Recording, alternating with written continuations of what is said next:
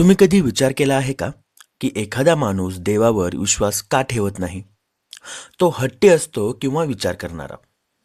आज मी तुम्हाला एका अशा व्यक्तीचे विचार सांगणार आहे, ज्यांनी आपल्या आयुष्याचा शेवट हसत हसत स्वीकारला, पण तरीही देवावर विश्वास ठेवला नाही. होय, हे पुस्तक आहे शहीद भगतसिंग यांचं, मी नास्तिक का आहे. चला ऐकूया त्यांच्या मनातले खरे विचार. एक नवीन प्रश्न उभा राहिला आहे. सर्वशक्तिमान, सर्वव्यापी, सर्वज्ञानी परमेश्वराच्या अस्तित्वावर केवळ अहंकारामुळे मी विश्वास ठेवत नाही का? मला या प्रश्नाला तोंड द्यावे लागेल अशी मी कधी कल्पनाही केली नव्हती. माझ्या मित्रांशी गप्पा मारताना माझ्या हे लक्षात आले की माझे काही मित्र माझ्या मैत्रीचा दावा चुकीचा नसेल तर माझ्याबरोबरच्या थोड्याशा संपर्कानंतर ह्या निष्कर्षावर आले की देवाच्या अस्तित्वाला नाकारून मी थोड्या जास्तच पुढे जायचा प्रयत्न करतोय आणि माझ्या अहंकाराने हा अविश्वास ईश्वरावर दाखवण्यास एका मर्यादेपर्यंत भाग पाडले आहे. खरोखरच ही समस्या गंभीर आहे. मानवी कमतरतांपासून मी मुक्त असल्याचा दावा करत नाही. मी फक्त एक माणूस आहे, बस. ह्यापेक्षा जास्त कुणी नाही. कुणीही ह्यापेक्षा जास्त असल्याचा दावा करू शकत नाही. माझ्यातही एक उणीव आहे. अहंकार हा माझा स्वभावाचा एक भाग आहे. माझ्या साथीदारांमध्ये मी ताठर म्हणूनच ओळखला जायचो. इतके की माझे मित्र श्री बी के दत्त सुद्धा कधी कधी मला तसे म्हणायचे. अनेक प्रसंगी माझी हट्टी म्हणून निंदाही झाली आहे. माझ्या काही मित्रांची अशी गंभीर तक्रार आहे की त्यांची इच्छा नसताना अनेक वेळा मी माझी मते त्यांच्यावर लादतो आणि माझे प्रस्ताव मान्य करून घेतो. यात थोडेफार तथ्य आहे, हे मी नाकारत नाही. ह्याला अहंकारही म्हणता येईल.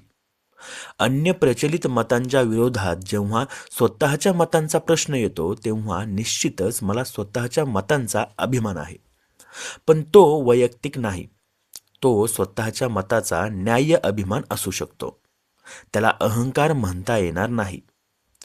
गर्व किंवा खऱ्या अर्थाने अहंकार हा स्वतःबद्दलच्या अवाजवी अभिमानाचा अतिरेक असतो.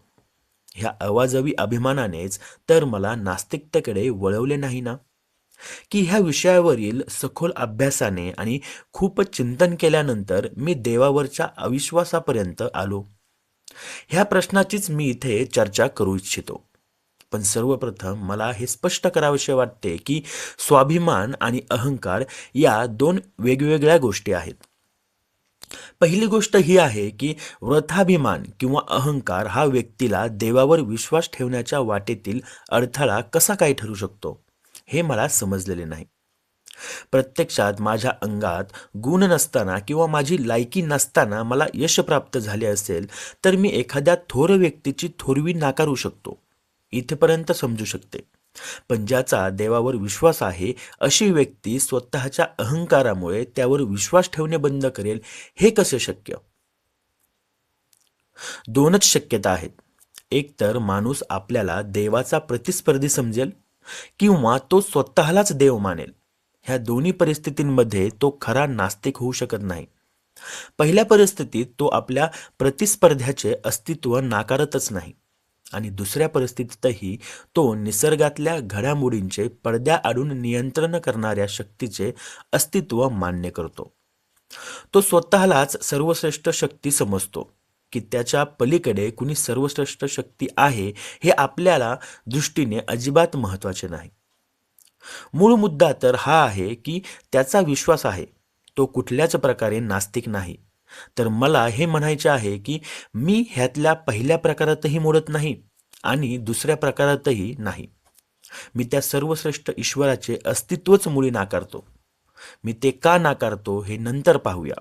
इथे मला एक गोष्ट स्पष्ट करायची आहे की हा अहंकार नाहीये की ज्यामुळे मी नास्तिक मत बनवायला उद्युक्त झालो.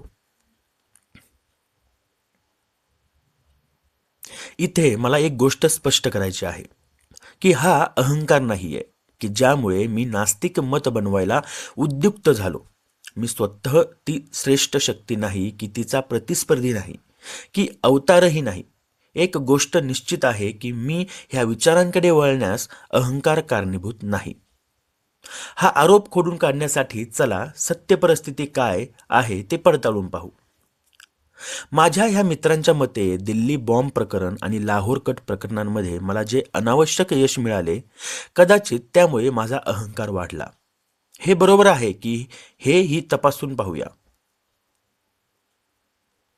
हे बरोबर आहे का हेही तपासून पाहूया. माझा नास्तिकपणा ही काही अगदी अलीकडची गोष्ट नाहीये.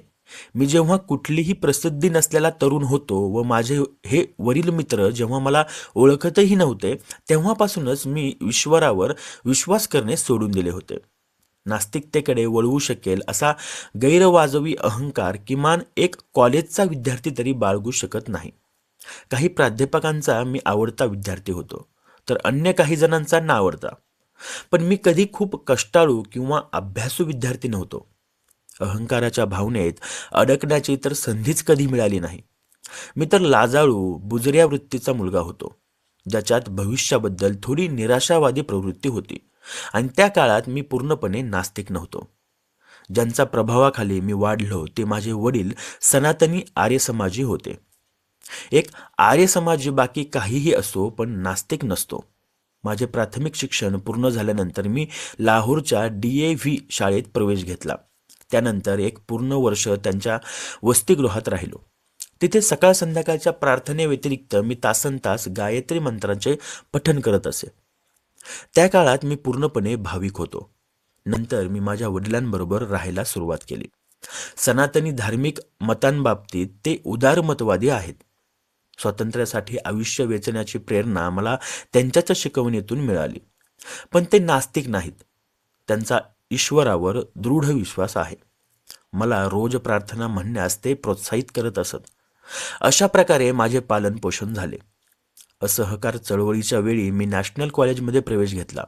इथे आल्यानंतरच मी सर्व धार्मिक समस्यांवर चर्चा करणे, उदाहरण देवाच्या बाबतीत उदारमतवादी विचार करणे, त्यावर टीका करणे वगैरे गोष्टींना सुरुवात केली. पण अजूनही मी पक्का आस्तिक होतो.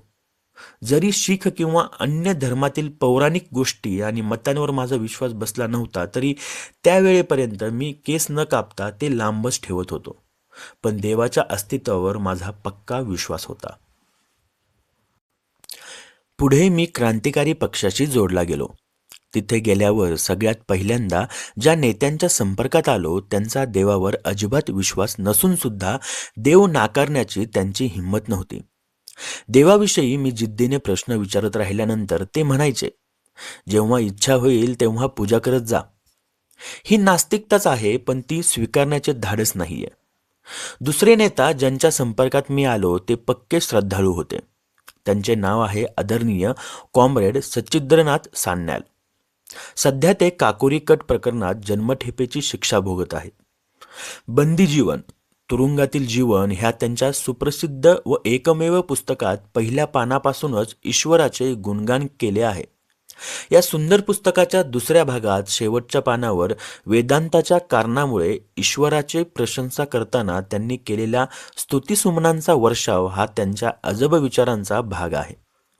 28 जानेवारी 1925ला भारतभर वाटले गेलेले दी रिव्होल्युशनरी क्रांतिकारी हे पत्रक सुद्धा त्यांच्याच विचाराचा परिणाम आहे, असा सरकारी पक्षाचा दावा आहे.